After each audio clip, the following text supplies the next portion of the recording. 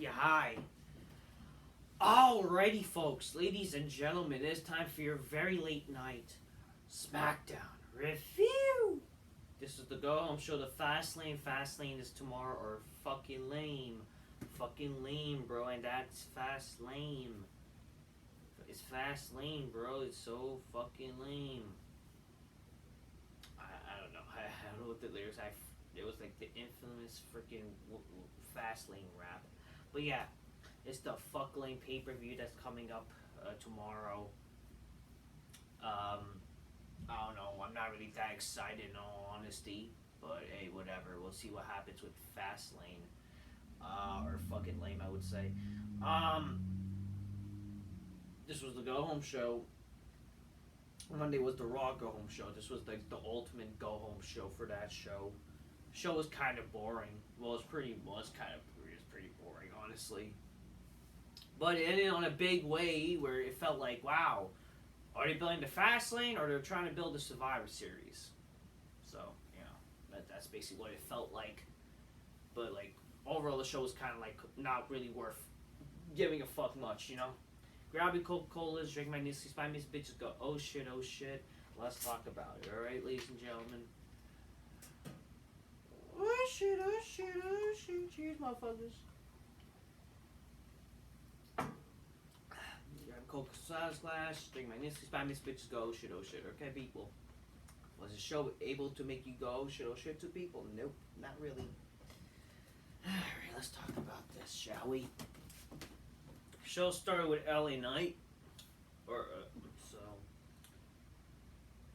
he comes out. LA Knight, he was let me talk to you. But then before he was gonna talk a bit more, Jimmy and Solo interrupt. Paul Heyman says, "Ladies and gentlemen, please don't boo. But you're looking at the Bloodline, who's gonna basically destroy both like John." That's I don't know. I don't even remember what he said really. I had to find better notes for this. Hold on a second, ladies and gentlemen. I had to find better notes for this. Boy, because the notes I have are not good, or they're not like well detailed, unfortunately. So let's try to get better notes. So yeah, basically the Bloodline came out, interrupted LA Knight. Hurry up. Sorry about this, ladies and gentlemen. Oh god, come on. Oh, looks like I don't have the notes, unfortunately.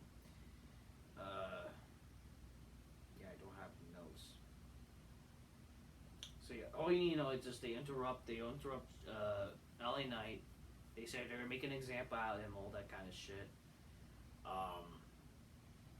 And then yeah, like how they're gonna beat them, they're gonna embarrass him, but then like all that kind of nice type of stuff that they always basically do.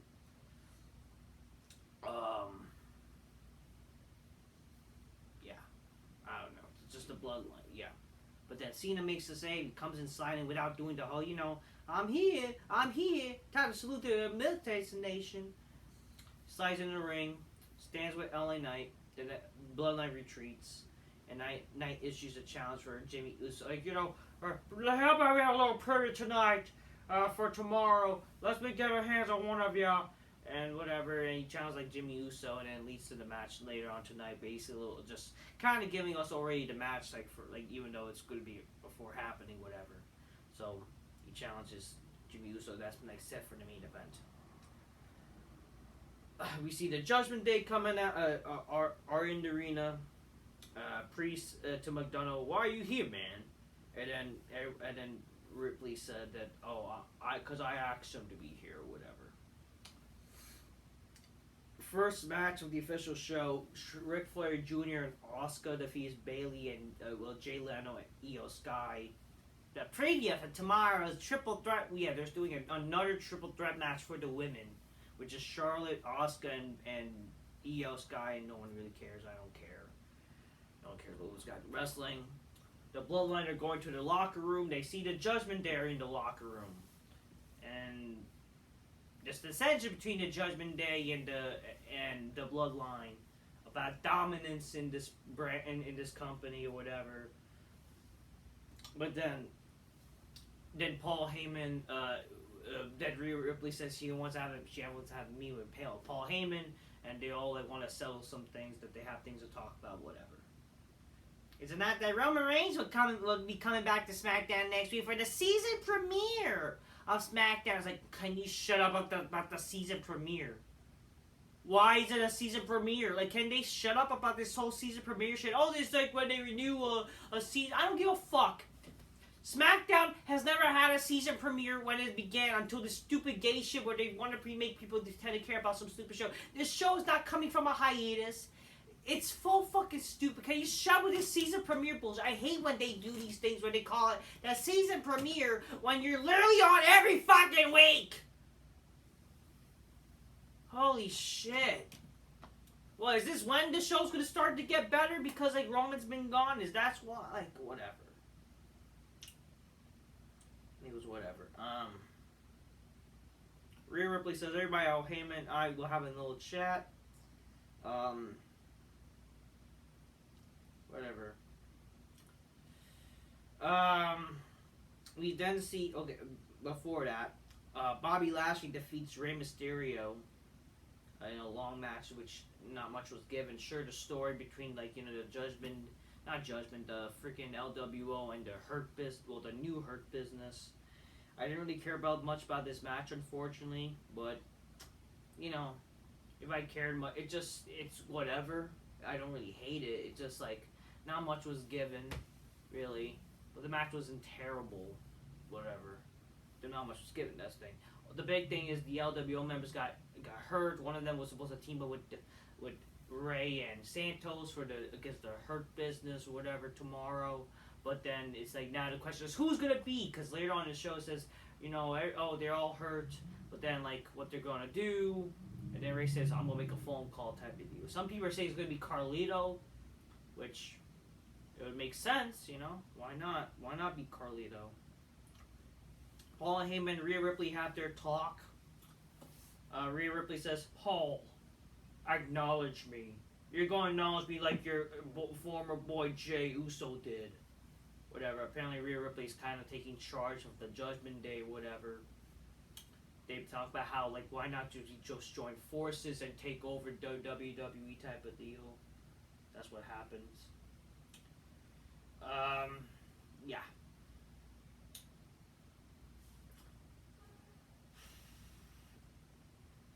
We then see a vignette of Isla Dawn and Alba Fire, where they're very dark and edgy, and they're all mysterious and all, they're gonna have these supernatural bullshit, even though, how does it make any sense? Who the fuck wants to see these women be, like, supernatural? Like, how does that make any sense? And why do we need to see women be supernatural? I'm not gonna be like these sparks, like, why do we need supernatural characters when they fucking go apeshit about guys like Bray Wyatt and act like he's, like, the greatest mind because he died? And again, I like Bray Wyatt. I'm not trying to insult the guy because he's like, gone. The thing is, like, people are like, they claim that they don't like supernatural people, but then they praise guys like Bray Wyatt, who's basically a supernatural character. But it worked. It kind of worked for him. It's just bad booking. Same thing with The Undertaker. Why with the women, though? And honestly, how is it believable with them? Can they just, like, be hot women doing hot shit? I don't know. How about them be a hot voodoo duo? Like, wouldn't that be something? Whatever. Dragon Lee defeats Austin Theory with a roll-up. The match was whatever, but I didn't really care much. But Dragon Lee won his first main roster match. It's like helping him become like a main roster guy. Grayson Waller interrupted, but like tried to distract, but that didn't work out. And yeah, basically, but Cameron Grimes helped distract Austin Theory also, and it's like whatever. Who gives a shit? It is what it is.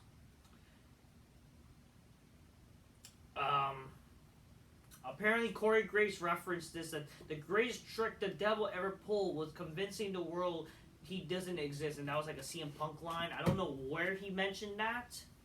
I don't know where or how. May have been probably during the LA Nice segment, or could have been during this Dragon Lee thing, could have been during this, even talking about, like, who's going to team up with Ray and Santos.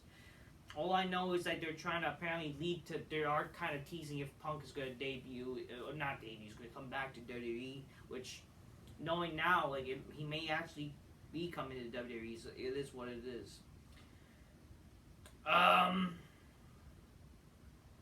Yeah. It's announced the next week's SmackDown, Roman Reigns will return. The return of the Pretty Deadly would have faced the Brawling Brutes again.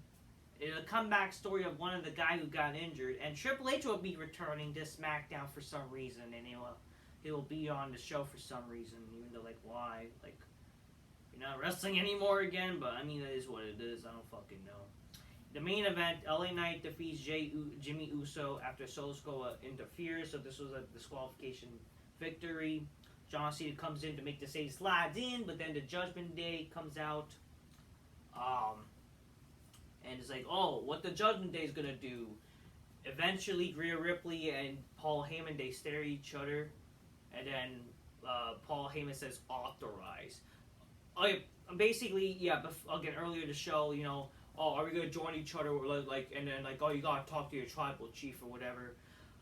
Heyman does he does the call Roman Reigns to his phone after talking to Rhea Ripley to negotiate, and apparently Roman Reigns gives the Bloodline the authorization that they'll work together. So yeah, we see the Judgment Day and Solo and Jimmy team up together. It's like 5 on 5 on, or like Rhea Ripley's not. It's like 5 on 2 with Cena and LA Knight, but then because Cody and Jimmy and Jay said they're going to be on Raw or SmackDown, it just leads to like, yeah, wow, see, they're on SmackDown to make people care. Wouldn't this be cool if this was a surprise? I mean, it would have been better if it was a surprise, right? Why not have been a surprise? But no, they already teased that they were going to be on the show, so it kind of took away the surprise factor that you knew this was going to happen, basically. But it wasn't bad. Jey Uso came out. It was cool seeing him. And then, you know, Cody comes out. The fans sing his song, but, like, you know, they're like happy to be there or whatever. It definitely felt like with this kind of thing, like they're building up to like a Survivor Series match. Even though the Cena, Knight, Cody, and Jay were still outnumbered by one person, they were still able to basically beat up everybody. So in a way, like, what's the need to really even see any matches now when they were able to help each other? You know what I mean? But it's a good idea for a Survivor Series match. I wouldn't mind seeing this match as a Survivor Series type of thing. It just means that Roman has to be involved at the other side to make it more compelling, and they have to have one more person. Obviously, people are saying that this match could be good for a War Games. Like, and listen, I don't hate the idea of having a War Games match, but it's like, to me, a War Games match, I'm more traditional. Like, I would love to see a traditional Survivor Series 5-on-5 tag team type of thing. But you maybe have a variety where... But War Games doesn't need to be here every year. Even though War Games is a much more exciting stipulation. Which is like, why not? How about this, then? A War Games Survivor Series style match where it's 5-on-5 and it's like elimination type of fucking match. You know, elimination type of thing. That's what I would like for be a War Games type of thing. That's what I would. But War Games doesn't need to always happen on Survivor Series, in my opinion. I would love the kind of traditional thing, but you gotta make Survivor Series exciting. You know, both ways. Like, you know, you can't just have every match have be at a War Games. It's overkill. You know, and also it kind of goes back to the gimmick pay-per-view idea. Like, wow, we have to. And this is where you know, get it. They're going to do War Games in this match because it's always going to be Survivor Series comes around as a War Games. Like, you don't need to do that every fucking Survivor Series. It take away the specialty or the surprise factor when you need it. You should only have those matches when you need it. Like, so why not War Games happen on a SummerSlam one day, you know? God forbid, WrestleMania, I don't fucking know. Like, those type of ideas. It would be cool. Like, why not one day we see Elimination Chamber at a WrestleMania type of shit? You know, something surprising. That's why I don't like that you need to call a pay-per-view Survivor Series War Games where you're taking away, like, the idea, like, wow, we can't just be surprised that this could be like a War Games show if there's gonna be a War Games, Like we already know like War Games is coming around. Same thing, that was like one of the problems when you had a Hell in a Cell pay-per-view name, we knew a Hell in a Cell match was gonna happen. It takes away the surprise factor, or like the idea like if this is how the feud is going to end. And it doesn't help when the fucking feud doesn't end after like those matches happen inside the cell. So that's my problem. Like, why would people always want to see a War Games at a Survivor Series now? Because of like last year, you know what I mean? In the end of the day,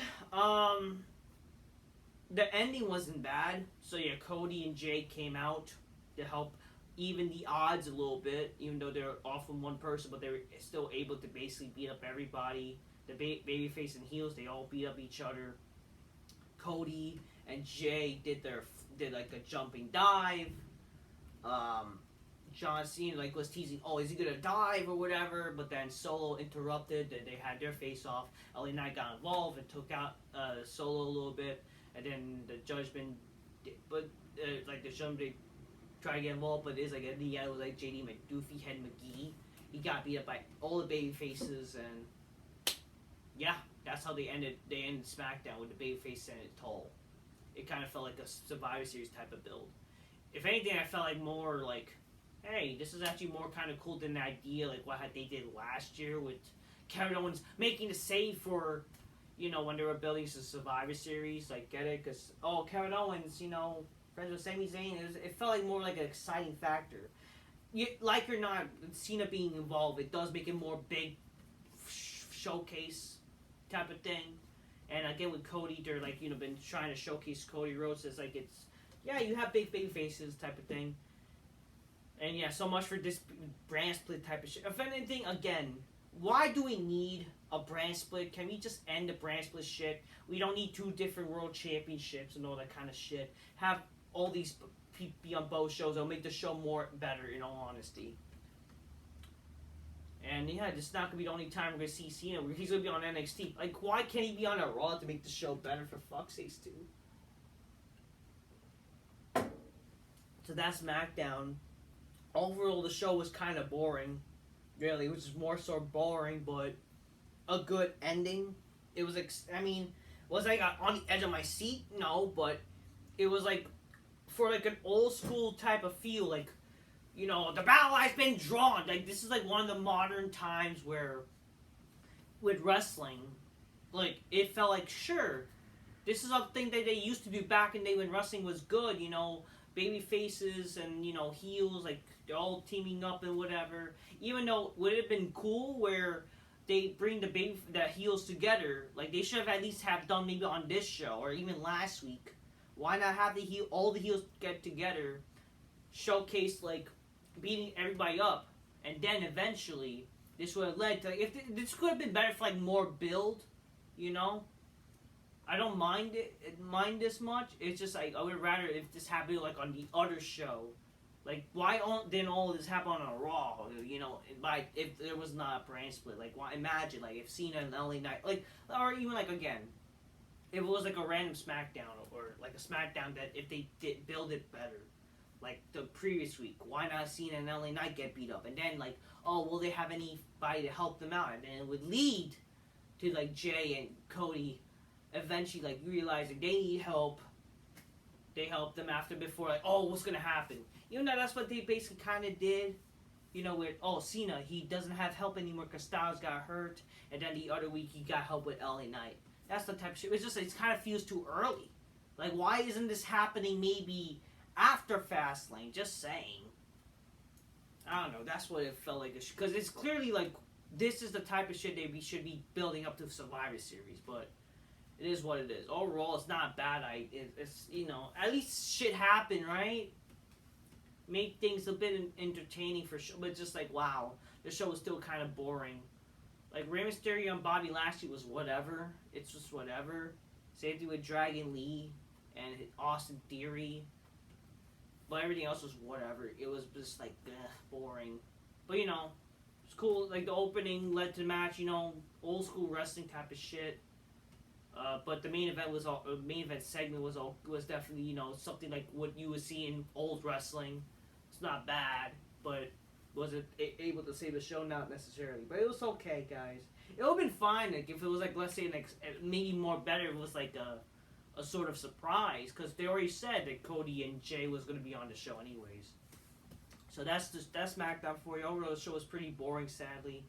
Still, you know, maybe the show will get better next week with Roman being there. Other than that, I do want to mention, so the Undertaker will be on NXT. Man, again, I know I would defend WWE. I would defend, you know, I don't know. I would defend, like, you know, how people complain, like, you know, oh, you know, people just angry at WWE, whatever. But like, I'm not denying that Edge going to AEW does strike a nerve, where they're gonna try to pull off all the stops, just, you know, be against and especially with AEW being a thing. And they have to remember, like, last year, like, they fucking lost to AEW anyways with the Tuesday Night War type of shit, right? They're gonna put on all the stops, and even though it makes no sense at all, like, why, like, again, why would Cena be there? Why is he being on Carmella Hayes' corner? Why is Paul Heyman gonna be there for Braun Breaker's corner? Why is Cody Rhodes gonna be there just making some stupid announcement? And then now the Undertaker. Same thing with also Osuka versus like some bitch. Like, really, what the fuck? Whatever, man. I don't fucking know. It doesn't make any sense. But star power is gonna mean more than stories. You know, that's how it's gonna be. Even though there's not much even stories going on anyways. Besides with Edge, you know what I mean, in AEW. So it's whatever. And so AEW also got like low ratings for the when Edge debut, which does like, you know. Oh, is Edge a draw? No, Edge is a draw. Apparently, this, and I will say this is the only time that AEW gets an excuse. So apparently, with the TV Guide schedule, and I did mention this because I even saw it myself when I tuned in to watch AEW on Wednesday. They were not even showing it as AEW. They showed it like Young Sheldon, whatever. So the television guides, they basically did not show AEW on their TV guide, making people think that AEW was not on. They didn't. So that's basically the problem. They basically kind of gave the influence idea that AEW was not on to make people like, oh, is AEW even going to be on TV? So that's basically what happened. So this is the excuse that I would give that AEW only had, was that people didn't know AEW was on, and it basically it kind of ruined their, you know, potential to like get the ratings that they could have had since Edge was coming to AEW. And second, but again, like, they are at fault still because they highlighted boring people, so it's like whatever. And I don't even think they made it a big acknowledgement where, oh, this is the show where Edge is going to be back and whatever. So again, there's multiple problems, but part of it, like or not, it is AEW's fault for kind of like not putting up an exciting show where this is their anniversary show, and yet they didn't even hype it up as an anniversary show. And like, you can't really just do something like based on that where like, oh, like, you know, without people knowing, like, you didn't promote much for Edge to be on the show, you know. But not just that, like, really, like, it's also part of, that's the only real excuse they really have, is you could blame the TV's fault, you could blame cable's fault for basically not letting people know that AEW's could be on TV. You kind of messed up the TV guides or whatever, and the lack of promotion, so maybe that's kind of what hurt it, and that's probably the only time when they will get a justified excuse, from my opinion. I do think Edge is more a draw than anyone thinks he is, but will it be enough still, like, in the long run? Not in the long run, because AEW still has boring shit that happens in Kendrick indie shit. But when he's there, that's when it's going to get the ratings, alright? Anyways, that's all I say, people. That's my thoughts on SmackDown. That's my little talk about The Undertaker beyond NXT, any of the AEW's ratings. So you got 3 for 1 type of talk, you know, SmackDown review type of video. Alright, that's all I say, people. Just keep real, get your games, close my games, spam me, bitches go, oh shit. That's what I'll say. Until next time, peace, yeah, bye. And I just realized, not only there's a pay-per-view tomorrow, it's Saturday Night Collision. So I have, like, shit to do tomorrow, I guess, like, in terms of the night, trying to see what's gonna... I mean, it's not like I'm not gonna miss Fastlane, because it's a pay-per-view, right? But, like, I will be intrigued a little bit to try to watch what Edge does. So, I'll have 2 TVs on, alright? I don't know, Sunset people. Till next time, peace. Yeah, bye.